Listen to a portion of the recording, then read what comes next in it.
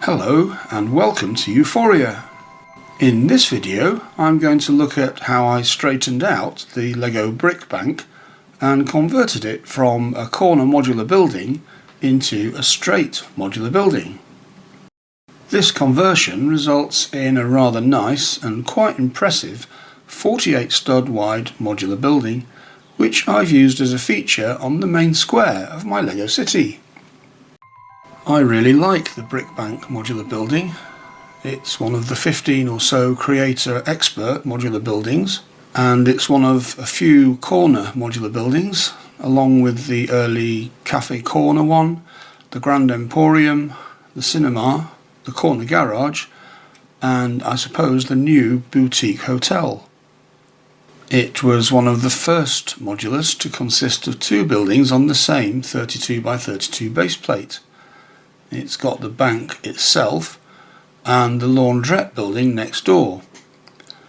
Although it's worth noting the bank interior extends into the building next door, and in fact the bank manager's office is actually over the laundrette. In my opinion, it's one of the best modular buildings, although there are several of them that I do really like. It has a great colour scheme, with the light grey at the bottom looking like a solid building made of stone, and featuring the use of grey ingots or bullion pieces to represent masonry, with the contrasting white above, the pilasters or columns, and the use of sand green windows, which was a new colour for this set. The effect is a very pleasant and classical looking building with great proportions. There are lots of nice touches in this building, such as the special glass for the ground floor windows, the brick-built clock outside the bank, the details on the façade, the double doors at the main entrance, the ornate floor and the teller positions in the main customer hall on the interior. There's a dual height atrium with a nice skylight to let the light into the bank, and there's a fancy chandelier over the atrium. And over the laundrette is the bank manager's office with its details and rather imposing desk. There are some nice working parts, play features and storylines with this building as well, like the vault with a working vault door and lock, the storyline of the cat burglar robbery down a ventilation shaft into the vault itself, and the joke about laundering money through the washing machines in the laundrette.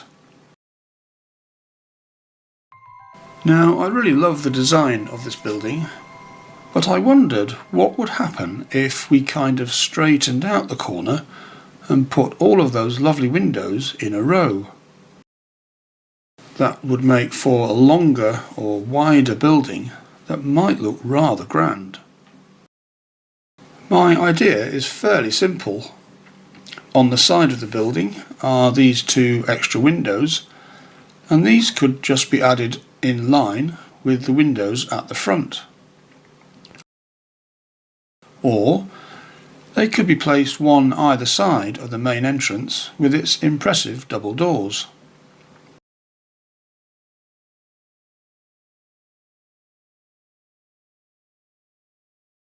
So if I look at the dimensions of this building, at the front of the bank you have two windows of 4 studs wide and the double doors which are 8 studs wide. With the columns in between, that makes the bank 24 studs wide. That's perfect for a corner modular building because it allows 8 studs wide for the pavement, which then fills the width of the standard modular base plate of 32 studs. At the side of the building you have 2 more windows in the bank building, plus you have the laundrette appearing to be a separate building on the side. So for the bank building, with the 3 columns and 2 windows of 4 studs each, That makes the bank building 14 studs wide. The laundrette building has 2 windows with just 1 stud each side for the walls, making it 10 studs wide. So again, 14 studs for the bank and 10 studs for the laundrette makes 24 studs, allowing 8 studs wide for the pavement to fill the width of the standard modular base plate of 32 studs. So I want to work out how I can move the extra windows from the side of the bank round to the front. I could just double up the window frames so that the windows were 8 studs wide. Actually, that would be rather neat, because it would bring the width of the bank building to a normal 32 stud wide modular building. I would have to double the width of the windows on the upper part of the building to 8 studs wide as well, and I could do that if I changed out the arches at the top for wider ones, a bit like the one at the top front of the building. But if possible, I wanted to keep using most of the parts from the original building, and I also wanted to keep the laundrette as a separate building on the side, containing the bank manager's office on the floor above, and if I could, I'd like to keep the joke about laundering money through the washing machine into the bank vault. If I keep the original design with the separate windows each 4 studs wide, I can add the columns in between, and they're 2 studs wide each. That makes the building 36 studs wide, which is 4 studs wider than a standard full modular building. However, when I add on the laundrette, which was 10 studs wide, that would make the 2 buildings 46 studs wide. I can extend the laundrette slightly to 12 studs wide, just by adding an extra couple of studs width of wall between the 2 window frames at the front. So now I have a total width of 36 studs for the bank and 12 studs for the laundrette, giving me a total of 48, and so it's a valid width for a modular building. It's also equivalent to 1.5 standard modular buildings, and it gives quite an impressive frontage to these combined buildings. That means I can build the extended mock on 2 base plates, a standard 32 by 32 base plate and a standard 16 by 32 base plate. So I need to think about the parts that I will need to make this expanded mock. As far as possible, I want to use the bricks and parts from the original brick bank set, and I certainly didn't want to buy a whole nother set. It looks like the front of the mock can use exclusively bricks from the original set, just built in a slightly different configuration. I'll definitely need more bricks at the back of the build, because it's kind of stretching the back of the building so that it's a straight line right across the back of the bank and the laundrette, which is now 48 studs wide. So I wanted to use easily available parts for the rest of the build.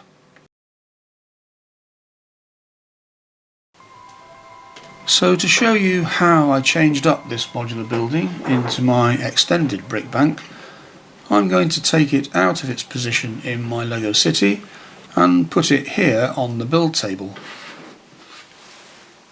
As you can see, the resulting mock is 48 studs wide, so I built it on a 32 by 32 base plate and a 16 by 32 base plate.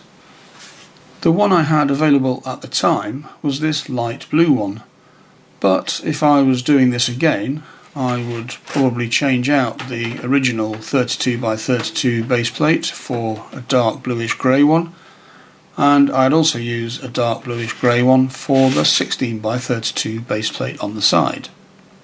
Because there's more room on the 2 base plates, I considered making the laundrette into a completely separate building that just went right through to the back and had a back door.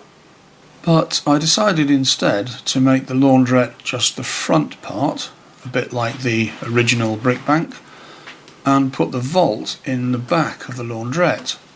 That keeps it next to the washing machines at the back of the laundrette, so I should still be able to keep the play feature that connects one of the washing machines to the vault, so that you can still push money through, and it kind of keeps the joke about laundering money. Positioning the vault at the back corner at one end of the bank also means that it can be behind the internal security door of the bank and accessible from the teller area. Inside the bank, I used the extra space to extend the teller area with extra positions. I was able to use the original flooring from the brick bank, although it's a bit of a strange pattern. If I was making this into a fully custom mock, it would be nice to tidy this up with some additional tiles to make a more coherent pattern in the floor. Now, as I said, the back wall is a lot longer than the original corner design, and I used the grey and white bricks where I could to build the back wall, but obviously I ran out. So I used pink bricks and some other colours at the back. They're just what I happen to have in 1x bricks available at the time. And actually making the additions in a different colour makes it easy to identify which are the bricks I've added, so that I can obtain more bricks and replace these particular bricks in the right colours if I want to. I did consider putting in a back door and maybe some windows in the back wall, but I decided not to put any doors or windows in the back wall for security reasons. I decided to leave out the ventilation shaft feature as it uses a lot of bricks, but with some extra bricks it would be possible to reinstate it and maybe provide the play feature where the cat burglar has access to the vault through the ventilation shaft. Upstairs, I've kept the manager's office accessible from the staircase, and I've incorporated these large windows so now the bank manager can look out over the teller area to keep an eye on what's going on in the bank. I kept the staircase that goes up to the roof and the large skylight on the roof. It's made of the same window pieces as in the original set. As you can see, I didn't have quite the right colour plates and tiles to finish off the roof, but that could easily be solved with a few additional pieces. I also had to be a little inventive with the roof of the laundrette building, but I don't think the result looks too bad. I was a bit worried that, being a larger build, it would be fragile, especially as it's built across two base plates, but it's really solid and can be easily picked up. The upper floor is in one piece, so that means that the bank and the adjacent building are not separate buildings. This floor can be easily removed so that you can see the details inside the ground floor.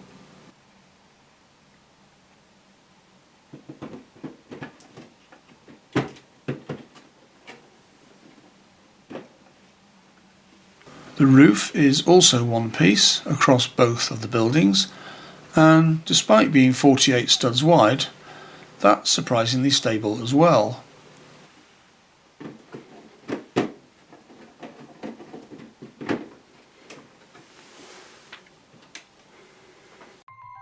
I'm really pleased with the overall result, and I think it makes a more impressive building than the original brickbank design, built as a corner building. Of course, it might not be to everyone's taste, and as there is a limited number of corner modular buildings, many people will want to keep the brickbank as a corner building. If I decide to keep the brickbank in this straightened format as a wider building, it would be worth finishing it off properly by replacing the pink and other colour bricks at the back in the appropriate grey and white colours, and there are some improvements that could be made to the building. For example, it would be good to improve the floor tiling on the inside of the bank. If I worked a bit harder at it, and of course used more bricks, it might be possible to reinstate the ventilation shaft access to the vault so that the cat burglar can do her thing again. And it would be nice to extend the skylight to provide a bit more daylight into the building. Now, I did notice that the white columns at the front aren't quite symmetrical, because I've used the original round and square fluted bricks from the brickbank set. As you can see, there are 3 square columns and 3 round columns, which are rather difficult to arrange in a symmetrical pattern. So it's very easy to fix that. I just have to replace one of the square columns with a round one. What do you think of the straightened out brickbank? Do you prefer this to the original corner modular building? I think I'm going to keep it in this form for the moment, as it makes a great feature for the main square in my Lego city. That's until I decide on something better, of course. Please let me know what you think in the comments below. Don't forget to like this video so that YouTube and I know that you liked it. And please subscribe to the channel to see more videos about Lego modular buildings, mocks, and my Lego city.